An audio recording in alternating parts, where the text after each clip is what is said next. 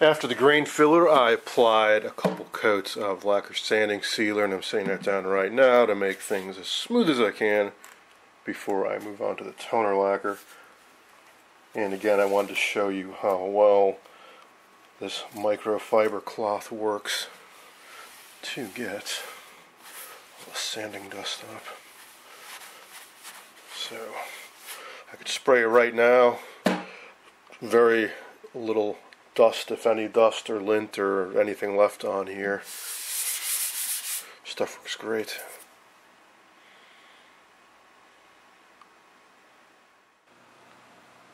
I have the cabinet all grain filled and sealed and sanded, and it's all ready for a color coat. And unfortunately, it's a little too warm and humid right now to be spraying lacquer. Not what I was expecting in early October, but go figure. So hopefully in a day or two things will dry out a bit and we can get some toner lacquer on here. Now when it comes to toner lacquer, I've been using Mohawk with their standard line of colors, and which pretty much has turned out to be medium brown walnut for most of my Philco radio cabinets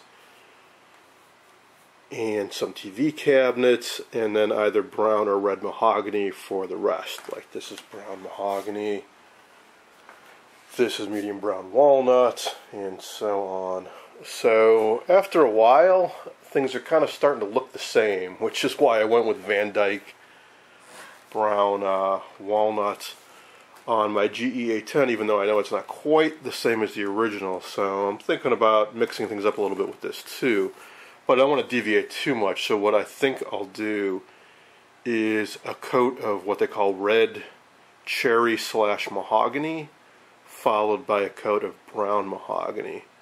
So whereas this is pure brown mahogany, I want to get a little bit of red into it. So I figure if I do a light coat of one followed by a light coat of the other, it'll kind of blend the colors together. I know a real professional, what they do is they buy clear lacquer and they use trans tint dyes and they mix up their own colors. I'm not quite at that level yet. Someday maybe, but right now I'll just play around with what Mohawk toner lacquer I've got on hand. So hopefully in a day or two, all I need is like one good afternoon. A couple light mists with the toner lacquer, and then start putting on the clear coats. Let it cure for a few days and then rub it out. Otherwise, I'm pretty happy with the way it turned out, even on the crummy side. It's not looking too bad. I mean, there's obviously a bit of a difference in grain, but it's all filled in and smooth now. And once it gets some color on it, I think it'll look pretty good. And even now, the color difference actually isn't that bad with the grain filled and the clear coat on it. By clear coat, I mean the lacquer sanding sealer I used on it.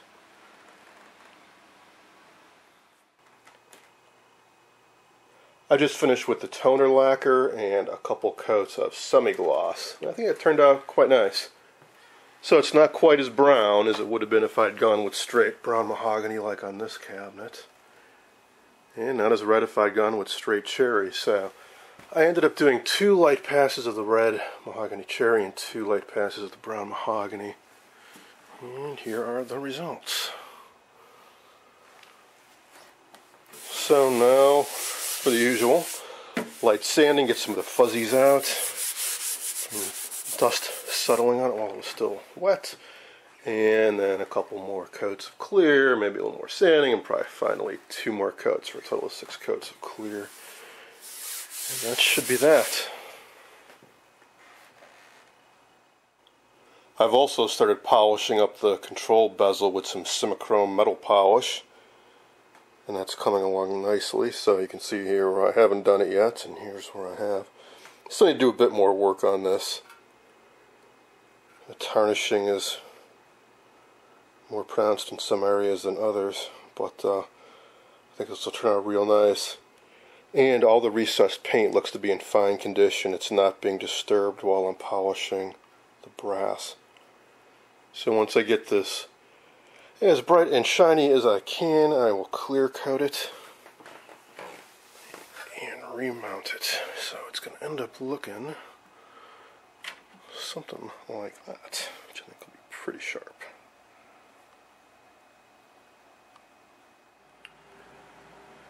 I finished putting on all my coats of lacquer, so now it's a matter of just waiting a while for it to cure up fully and then rub it out. Came out quite nice, I think. I also spent hours buffing out the brass. It's not 100% perfect, but I figured I'd spent enough time on it, so I wanted to move on to other things. So after polishing it up as best I could, I put on a clear coat of Mohawk specialty lacquer for brass. As near as I can tell, the only difference is that they claim there's an additive that will inhibit tarnishing. I've used it on other things. Probably the oldest was 5 years ago now, and it looks just as good as the day that I sprayed it, so it's good stuff. Alright, so next thing up I want to do is tackle this, the bezel. Not sure if it was originally white and went off-white over time, but I have some off-white spray paint. I think it's Navajo white Rust-Oleum, so I'm going to go with that. But before I can spray that on, I got to clean this up, sand it down a bit, and I guess I'll use some primer if I have any on hand, and then spray on the Navajo. You can see that not only is this dirty, but some of the old finish adhered to it, so I want to clean all that off.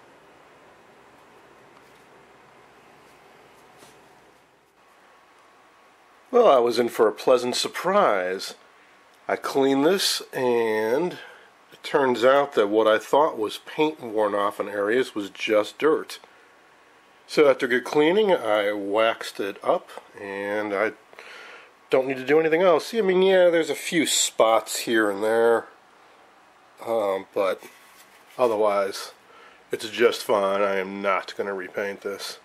So that just leaves the safety glass, which is actually reverse painted on both sides. This side, the border is painted on, first a gold stripe and then a maroon background. On the other side, we actually have the logo, which is kind of worn a little bit because it's just applied in the surface of the glass with no coating over it. It's got to be very careful of that. Glass is quite dirty, but I have to be very careful. I don't want to just spray as a Windex and then wipe aggressively over that logo, or it's very likely to just come off completely. Now, if that was to happen, I do have a water slide Sonora decal, but I'm not sure how good that would look on glass. It's really meant to go onto a lacquered cabinet and then have a clear coat put over it. If I was to put it on glass, you'd see the outline of the decal material, whereas this was silkscreen, I imagine. But you can see already there's some holes through the paint, like down there. So I will just use a Q-tip or something and clean around that logo, and on the back side I'll try to avoid cleaning on the painted surface and just do the center where the clear glass is. Although it's a very crude arrangement, no doubt, I just went ahead and reassembled the safety glass and bezel just the way I found it. So a couple screws at the bottom and a piece of thin plywood on either side, and that is it. And here is the final look. A little sawdust spilled out from the inside. I discovered that it was actually quite rough between the glass and the wood trim from old glue and residue and whatever, so I sanded that smooth. Later on, when I go over this again, I think what I'll do is actually put a little bit of felt in there, but hey, otherwise this is looking very, very nice, I think. Way better than it was when I started. It's kind of a shame down there where there's some loss, but again, this is not the be-all, end-all. I just wanted to get the bulk of the refinishing done before winter sets in, and I want to rush now to get that cabinet done. Overall, I'm quite pleased, considering what I started with, and the crappy veneer and the warped cabinet, poor construction materials, I think this came out real nice. So last thing I'll do is I'll pull down the chassis and install the knobs, and we'll take one final look at it.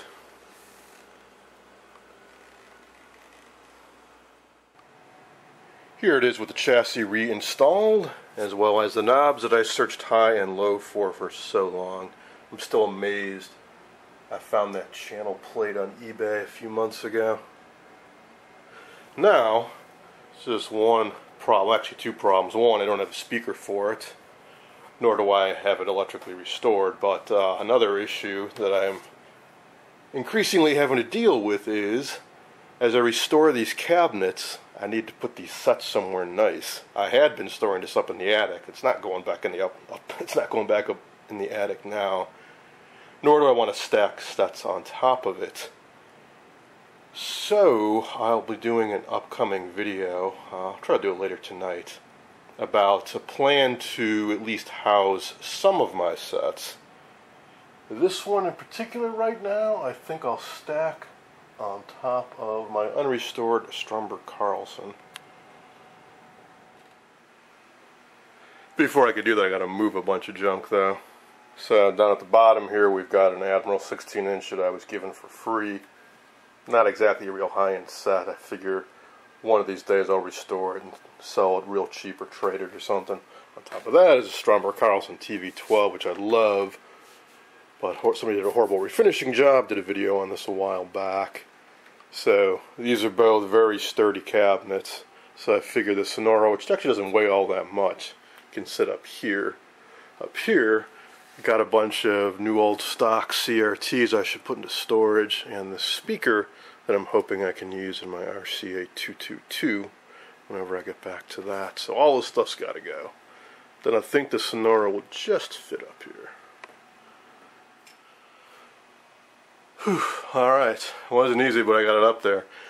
Another issue with stacking these up, aside from potentially scratching a cabinet, is just the sheer weight, trying to lift these things up so high. But I got it up there. So you can clearly see the speaker is missing here. I'm not quite sure if it's a field coil or permanent magnet, but either way, I'm sure I can track something down. And I can take a better look at it. So some of these knobs I found new old stock, some were really grungy like this guy. I just cleaned it up with some Novus number 2. Could still use a little work, but even so, it's pretty good looking, I think. And this is a weird continuous tuning with variable capacitor, just like a radio. I've never seen that before. All my other continuous tuning sets are either like this with a Mallory induct tuner or input tuner, which have roller inductors in them, or this Stromberg Carlson that has movable slugs when you turn the dial. There's 3 or 4 slugs that move in and out of coils. Now I imagine, since nobody else used a variable cap as far as I know, it's not the best idea. It's probably very unstable, but we'll find out. And there are plenty of other weird circuitry oddities about this set, like a voltage doubler, just to power a 12-inch CRT. I've never seen that before, only for much larger picture tubes. So maybe over the winter I'll get to it, but real soon I gotta start on that Dumont RA113, because the owner, I'm sure, wants to get it back, and I want it out of the middle of my living room. So that's gonna be it for now. I hope you enjoyed this look at restoring a Sonora 302 cabinet.